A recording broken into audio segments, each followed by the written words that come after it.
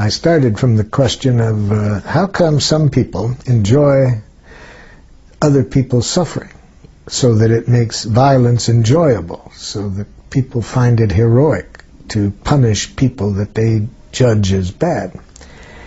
And then how come other people in the same society are just the opposite? They get their joy not in believing that there's bad people that need to be punished, but they get their joy in contributing to people's well-being.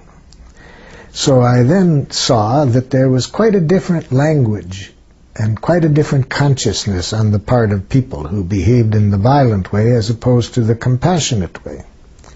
And I decided to try to clarify that. What is the nature of communication that helps us to connect in a way in which we enjoy contributing to each other's well-being? And how is that process of communication different in the people who contribute to the violence of others? Then after I developed nonviolent communication, which is the language and the power usage that I saw contributing to compassionate interaction, I then wondered, where the heck did we ever learn this other approach? So then I got interested in where did it all begin, where we learned a way of thinking and communicating that contributes to violence on our planet. And here scholars and scientists like Walter Wink, the theologian, and his book The Powers That Be, and others who share his perspective, trace this back to about 8,000 years ago when various things happened I won't go into now, but we came out of it with organizing ourselves in terms of where a few people who claim to be superior dominate others. Sometimes they base their superiority claiming their family was born closer to God, and so they controlled on the basis of the divine rights of kings. But whatever it is, we started to live in cultures in which a few people claiming to be superior dominated others, and that requires a language of domination, a language in which you classify people in terms of what they are. Are they peons or are they royalty? Are they good? Are they bad? Are they normal? Are they abnormal? That way of thinking goes with domination, because in a domination structure, the people who claim to be on the top claim to know what is right and what is wrong, and they maintain their power through the use of power over tactics such as punishment, reward, guilt, shame. And so they need a language that justifies the use of punishment and reward, the language of retributive justice in which you make judgments of what the other person deserves. And that is dependent on how you judge them, whether good or bad, right or wrong, and so forth. So that's how I think it all began, about 8,000 years ago, when we started to have domination structures in which a few people dominated many. Before that, when we were more in the hunter-gatherer style of society, people that I trust in their studies anthropologically tell me we didn't have violence in the rate that we have since. So nonviolent communication now tries to get us back to what I think is a more natural way of communicating. So I think where we've gotten is an evolutionary snag, where we've gotten stuck on the basis of some unfortunate learning over 8,000 years. And nonviolent communication helps us come back to life, back to a more natural way of living, where our evaluations are on the basis of how needs are served. Are we meeting our needs and the needs of others, rather than who is what? Who's right, who's wrong, who's good and who's bad? No. Are our needs getting met? And if not, what can we do so that everyone's needs get met? That's the language of nonviolent communication.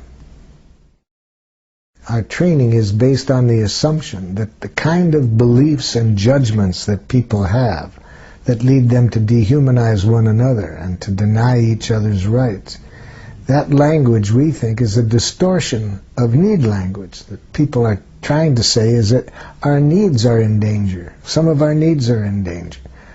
But they're not given a language that helps them to say that. So they go to justifying this on the basis of what their interpretation is of what words were that were written down centuries before. The Bible says, or the Quran says, and they then tried to use these documents as justifying that they are right and the other side is wrong. So when I'm mediating between two groups that are thinking that way, who are at war with each other, each time they use that kind of thinking, I translate it into an unmet need. So when I'm working with two groups, such as two tribes that I was working with in northern Nigeria that were at war with each other, and I ask, what needs of yours are not being met? And I'm confident if we can get everybody's needs clarified, we'll find a strategy for meeting the needs of people on both sides. And a chief from the Christian tribe immediately screams across the table, "These people are murderers."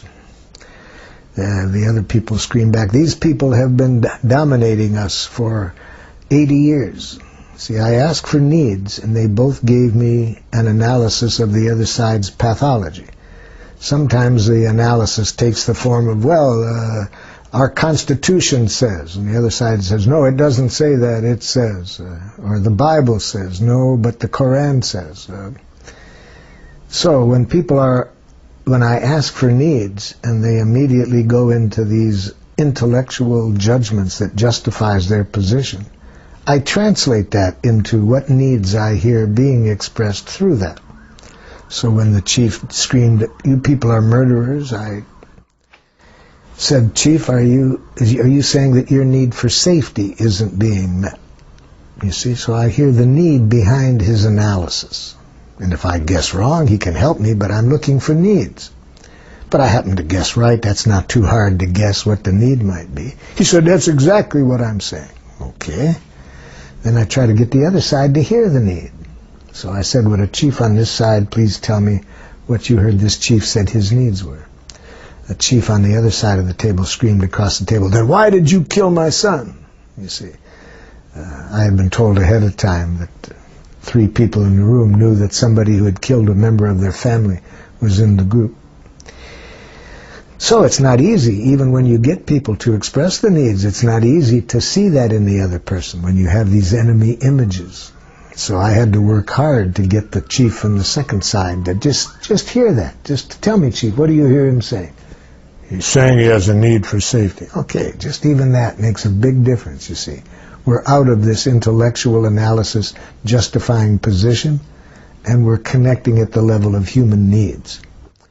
Then I helped the other side get clear what their needs were, and heard by the first side. At that point, one of the chiefs that hadn't said anything jumped up and said, "If we know how to speak this way, we don't have to kill each other." You see, it didn't take long, even in this culture, for this one chief at least, to see that if you can just talk about your needs and not into this analysis of who's right, who's wrong, we can solve anything.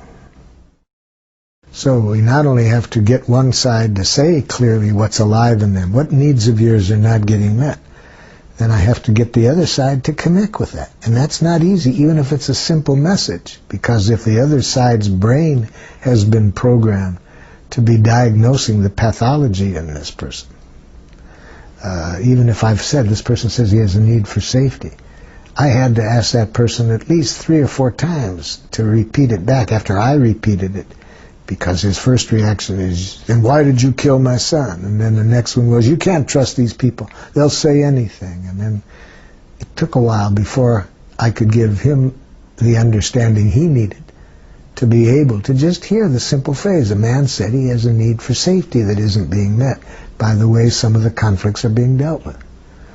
Whew, that took a lot of work just to get that far, but once I got there. So the empathy is the second party seeing this other person's humanness. And the way we see the humanness is by seeing the needs without these enemy images clouding that. It's not easy to do that. It requires full presence to what is alive in this other person.